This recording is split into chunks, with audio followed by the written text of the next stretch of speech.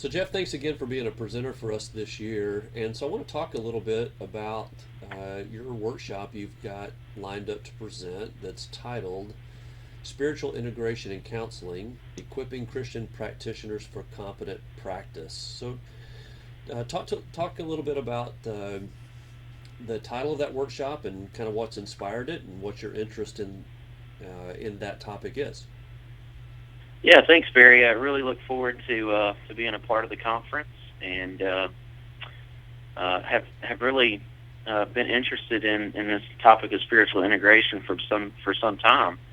I do work in the context of a Christian counseling center, and so a lot of the clients that I work with and that seek our services are very open to the idea of spiritual integration. That's in fact why they often seek us out. But Christian counselors, I think, come from a variety of backgrounds in terms of their training, in terms of their work setting, and I think particularly in today's modern context, just the diversity of services and training that's offered. I think a lot of Christian counselors sometimes have questions, sometimes have different thoughts about what role spiritual integration can play, and so I really just wanted to bring some attention and awareness to this issue, and really just think about how do you, as a Christian practitioner, be aware and competent in how you integrate this into a variety of settings, and so we'll cover a lot of ground in the presentation, everything from history in the field as well as just some of the emerging changes that are going on. It sounds really good, and I'm going to, this is a broad topic, but one very applicable to our conference that's coming up in September. And I know we have Christian mental health practitioners that, like you, some of them work in a distinctly Christian context, but I know we have a lot of mental health practitioners around the state that will be attending that have a belief in spiritual conviction, but they don't work in a Christian context. So talk about how this workshop will also help equip those that are working as Christian mental health professionals, or if you want to say it, mental health professionals that are Christians, but not in a Christian context. Yeah, great question. And particularly for those who like work in mental health settings, community-based, school-based, those kinds of things, I think there is often some confusion or hesitancy about spiritual integration. But I think so much of it does come back to, again, that assessment process of really understanding what are the clients presenting issues, what are their own personal values and beliefs, and what role, if any, would they want spirituality to play. So I think, one of the things we talk about is just the importance of that assessment and really getting from the client an understanding of where they're coming from, and then, again, what role they would want spirituality incorporated into the therapeutic process. And so I think when clients, when you go through that appropriately, I think a lot of clients that do express that their values and beliefs are central to how they live and how they think. I think it does open up a lot of opportunities for spiritual integration in any context. And I noticed one of the workshop objectives and outcomes that you're going to be presenting on will be taking a look at the ACA's specialty department. That's not the right word. What am I thinking of? ACA's division. That's the word. Mm-hmm. The ACA division that uses the acronym ACCTS, which is the Association for Spiritual and Religious Values in Counseling. And of course, ACA itself is a secular organization, a very broad-based secular professional association, similar to APA and social work national associations and so forth. But within ACA is this division that specifically addresses and actually promotes spiritual and religious values and competencies among counselors dealing with that. So what's your experience with the ACCTS division and what that document will provide for those attending your workshop? Yeah, I think this is really key and critical for counselors to be aware of, particularly Christian counselors, because this is the primary dominant organization that governs our profession. And one of those member divisions of CERVIC was really designed to say, how to understandably so many clients do have a value system, a belief system that that really understanding that and working within their framework is a huge part of multicultural competency, as well as just being an effective and helpful practitioner to clients. And so they develop these spiritual competencies around these areas of communication, assessment, diagnosis, and treatment that really looks at how do you first just as a practitioner develop an awareness of your own beliefs and values and how you wouldn't in some way impose those upon the clients you're working with, but really understanding just what role assessment and diagnosis and treatment can play in helping utilize those spiritual beliefs and applications and interventions that would really support the client's own belief and value system. And so a lot of work went into developing this and certainly been approved by ACA. And so much of now the empirical research that's been done in the last 20 years has really affirmed the importance of being aware of values and even integrating values into the therapeutic process rather than really seeing this as something to be avoided or ignored. That's a great point, and it reminds me of my own training. I remember, this is going to date me a little bit, but getting my master's degree at a secular state-sponsored university in Texas, I remember a paper or two I wrote, and I referenced or used as a source someone that came from a religious or even Christian perspective.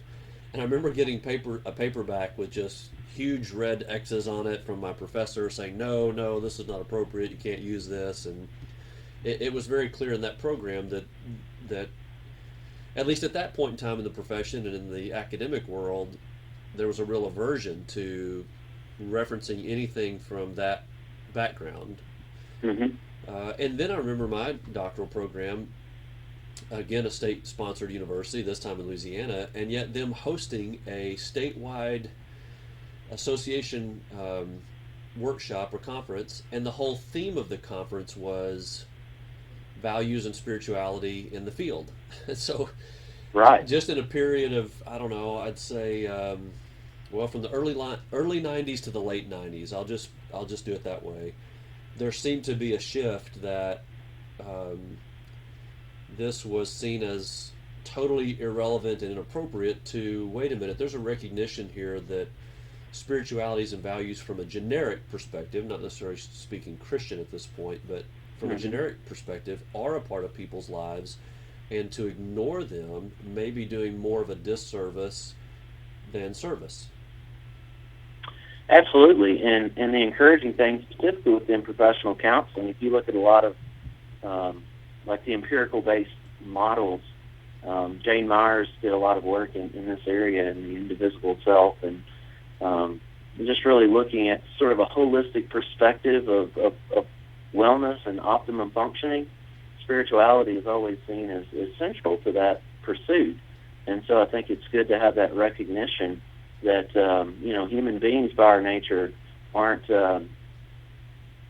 we are holistic beings, and so understanding and trying to help people find balance around all those various dimensions, including spirituality and core values and beliefs, is I think central to this process of moving people towards optimum growth and functioning.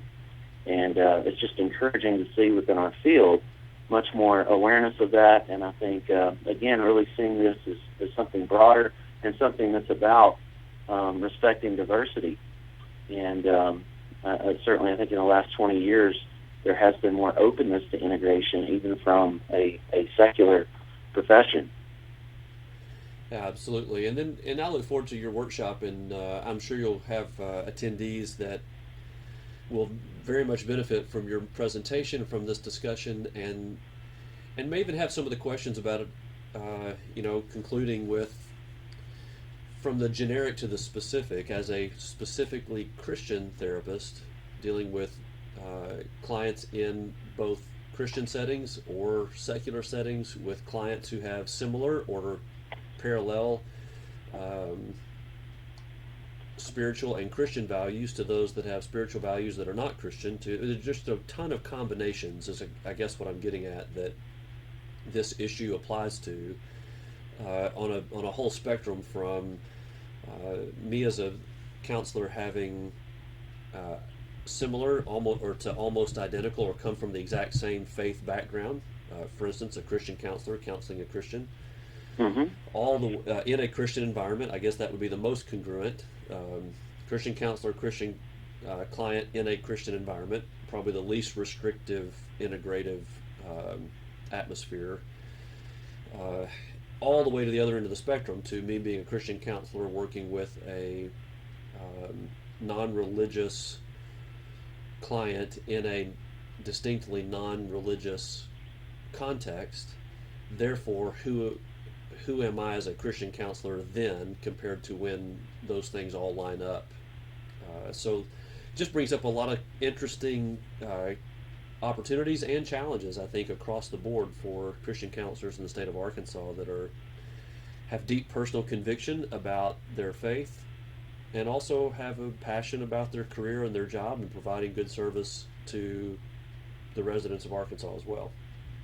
Yeah, great point. And if you've been keeping up with the news, a lot of actually in today's newspaper, there's an article about our state board moving towards integrating sort of a conscience clause that we know that was recently passed in the state of Tennessee. And so I think you do see just a lot of interesting things happening in regards to existing ACA ethic codes, which we'll really get into some of the changes to the 2014 code and some of the language around personal values and referrals and those kinds of things have definitely changed and certainly created, I think, a lot of questions for Christian counselors. And I think a lot of counselors in particularly rural or southern states that are very religious in nature, they are taking measures through legislation to, I think, in some ways in response to that. So it has really created a context that's presenting a lot of questions. And I think that even that spilled over into counselor education programs, and the latest edition of the journal presented there by ACA has a really good series of articles and responses, sort of looking at KCREP accredited programs that are housed in religious institutions. And there's a lot of questions around that when you have a professional field that has a lot of non-discriminatory policies that may in some ways create tensions for those with deeply held religious values and convictions. So there's a lot of directions we can go in exploring some of those questions. Well, I'm glad you brought up that article today. I read that this morning as well, but I felt awkward putting you on the spot and asking you to comment on an article that came out just this morning when I didn't give you a heads up for that. But since you brought it up, now it's fair game, and so now I can now we can tell our conference attendees that come to your workshop that they could expect an update on where all that is by the time they come around in September, right? Well, we can raise the questions. I'm not providing all the answers. Maybe you can join me in that discussion. I'm looking forward to attending and learning from you. Hey, what's the latest on this, and how does this Conscience Clause, State of Arkansas, Freedom of Religious Practice Act that the governor signed, I mean, how does that all play together? And maybe, and I guess your point being, some of that's still in process. We don't know the outcomes of all that. And so this workshop will be a great context to discussing kind of what the state of the state is in regards to that come September. Mm-hmm. Absolutely. And I think, it raises all kinds of questions around the idea of, the relationships between ethical codes and state laws and, again, accreditation. And there's just so many things that I think there is an ongoing tension. And there's going to need to just be a lot of dialogue. And my personal belief and conviction is that as Christian practitioners, rather than just isolating or withdrawing from that process, we need to be a part of that conversation. I think there is a lot of good science and as well as just a lot of good precedent that really shows there is a place at the table for these kinds of dialogues and debates. And I do think that if it's done in a good spirit, there's certainly an opportunity to say that part of respecting diversity does involve having participation from both counselors from all walks of life, as well as looking at this question of what roles values and beliefs play in the process of our work with clients. Well, there's no doubt about that, and I'm reminded of the passage that says we're to speak the truth and we're to speak it in love, and it sounds like that's what you're advocating for, is that the truth of our Christian convictions are not being asked to be put to the side, but if we want a place at the table, we're going to have to come and have a respectful and loving place at that table. Yes. And let them know who we are by how we love, not by how by anything else. I'll just put it that way. Absolutely. Well, Jeff, thanks so much for your time today. I really appreciate your agreement to be one of our workshop presenters in September. We're looking forward to having you in the Little Rock area, and I know our conference attendees are going to love getting to hear from you and get a little preview of what you're going to be talking about in the workshop you're going to be leading. And so I just really appreciate your ministry and your career and your center up there in Northeast Arkansas, and pray that God continues to bless it and bless you in your role. And once again, congratulations on finishing your doctorate. Thanks so much, Barry. Thank you for the time to talk a little about this, and I really do look forward to engaging with just some colleagues across the state, and look forward to providing some background of what I've gathered on this topic, and look forward to just hearing from some of the experiences and thoughts from other practitioners around the state. So really look forward to being there in September, and thank you for the opportunity for this preview today. Yeah, thank you, Jeff. I really appreciate your time.